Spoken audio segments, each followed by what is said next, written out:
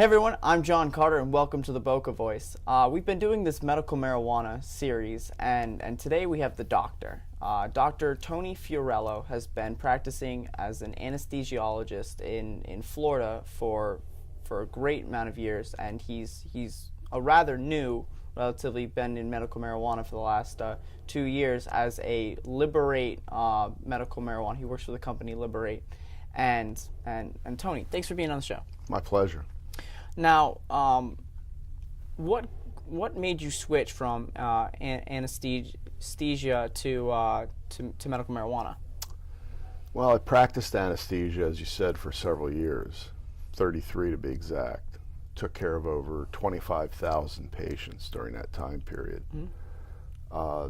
During my career, I took care of a lot of patients with many varied disease states.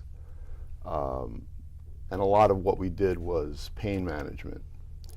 The interesting thing to me for getting into medical marijuana really had to do with expanding my understanding of medical marijuana and its use in a variety of disease states. And that happened a few years ago as I started to educate myself and started to think about getting out of anesthesia and getting into an alternate field which would provide some intellectual stimulation as well as patient care.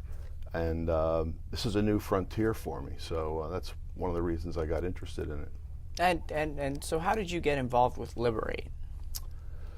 I actually met one of the principals of Liberate at a medical conference that I attended, and we struck up a conversation and started to pique my interest in what Liberate did and does, which is integrate patients into the medical marijuana system, particularly after the passage of Amendment 2 at this point in Florida. Now, you're the doctor. You've been researching medical marijuana and you know about its healing properties. Now, there's a lot of, misinformation and a lot of people are uninformed. Are people just smoking a joint and then all of a sudden all their problems are taken care of? How is the medical marijuana being distributed or consumed for the patient to have the healing properties? Well, in Florida, under the Amendment 2 guidelines, which are currently undergoing rulemaking adjustments and evaluation by state legislators and the Department of Health, marijuana will be available not as a pure herb, so patients won't be smoking marijuana joints or pipes. Basically, the access for patients will be through oils, resins, edibles, and the oils and resins will primarily be vaporized through devices similar to either the small E-type cigarettes or through larger vaporizers, and then obviously the edibles will be different format for the patients to consume. Now, there's several chemicals in marijuana, or the chemical components of marijuana. Which ones have the healing properties and are utilized today? Well, the two main cannabinoids that have been focused on in the medical community are cannabidiol and tetrahydrocannabinol. Tetrahydrocannabinol is what we consider the euphoric aspect or the euphoric compound in cannabis. Cannabidiol is more specifically related to its properties, which help in spastic and seizure conditions. Those are the two primary compounds that are currently being evaluated, along with multiple other compounds, but those are the predominant two. So what diseases or disabilities can medical marijuana really help with?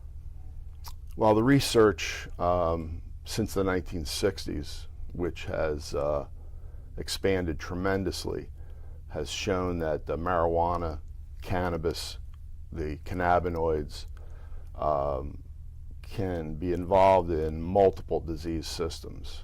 under current Florida guidelines to specify what we're going to be doing here in the state of Florida, there are multiple disease states that will be focused on and are elucidated in Amendment 2. Things like multiple sclerosis, Parkinson's, Crohn's disease, ALS, HIV/AIDS, PTSD is one of the disease criteria.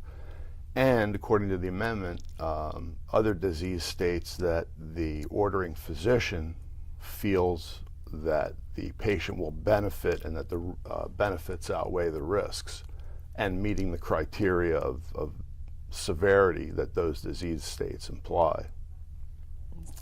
Florida's been infamous for pill mills and sober homes and other opiate drug problems. Do you see medical marijuana combating some of those problems?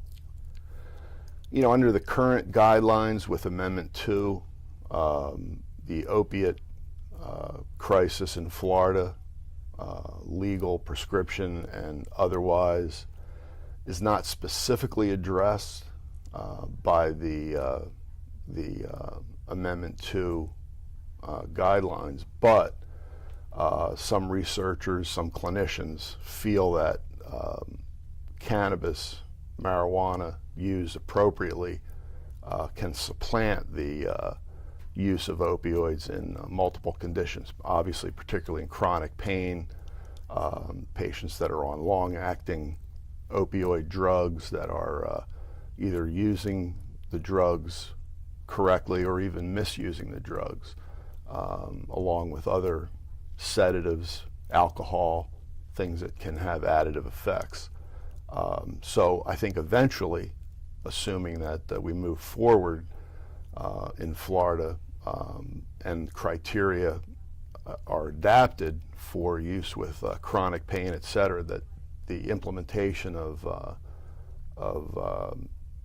medical marijuana can probably be significant in the opioid arena. What are some of the current opiates or prescription drugs in general that are being used that marijuana could replace, and what are the side effects of using said prescription drugs versus marijuana? Well, the opioids obviously are the biggest class. You have prescription opioids, oxycodone, other drugs of that nature, both long-acting and short-acting, hydrocodone, Vicodin. These are the drugs that really have gotten the kind of the bad press because of the pill mills, as you mentioned, the abuses that have taken place in the past in Florida. Obviously, the illicit narcotics. We all read about fentanyl, heroin, the combination being lethal. These are the drugs that have potent side effects, as I mentioned, especially with other compounds. You start mixing them with Xanax, Valium, alcohol. These are really the problem areas.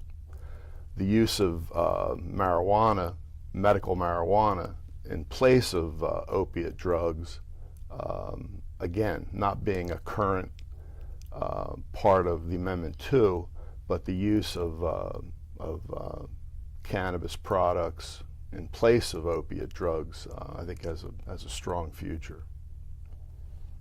Some people say that medical marijuana is just a teenager's way of trying to obtain the ability to legally do drugs. Why don't you tell us a little bit about how Liberate stops that Joe Stoner from, when you talk to the patients, how you kind of to screen whether or not they would need it, and what are the age groups that you think is this a teenager solution, or do you think people in the older community could really benefit from using this? Sure, that's a great question. And basically the guidelines, a patient that is evaluated at Liberate will basically be seen with extensive medical records. The records are reviewed by an ordering physician, someone like myself. The ordering physician will decide on the qualifications of the patient, whether the patient meets the criteria to access the medical cannabis, and the ordering physician will recommend that patient for obtaining ultimately a card which will get the patient into the system. Right now, anyone under 18, the age of 18, will be required to be seen by a second physician, and that'll have to be documented in the patient's records. The issue of parental consent also is a fundamental one to consider in that age group. So to answer your question, this is not a situation where minors will be able to access the system, at least under the legal guidelines, and patients that meet those criteria over the age of 18 and are evaluated by an ordering physician will be the candidates that will be successful in obtaining medical cannabis through the system in Florida. Well, we want to hear from you at home. Do you think that medical marijuana is truly is able to curb the amount of prescription drug use here in Florida and really help patients? Let us know in the comment section below. Until next time, that was Dr. Tony Fiorello, and I'm John Carter.